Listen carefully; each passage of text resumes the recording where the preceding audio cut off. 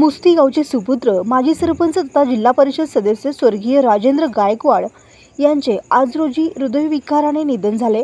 अतिशय हालाकीच्या परिस्थितीमध्ये त्यांनी आपल्या राजकीय कारकिर्दीला सुरुवात केली होती। 1995 पासून ते आजपर्यंत ग्रामपंचायत सदस्यापासून जिल्हा परिषद सदस्यापर्यंतचा त्यांचा राजकीय प्रवास थक्क करणारा आहे।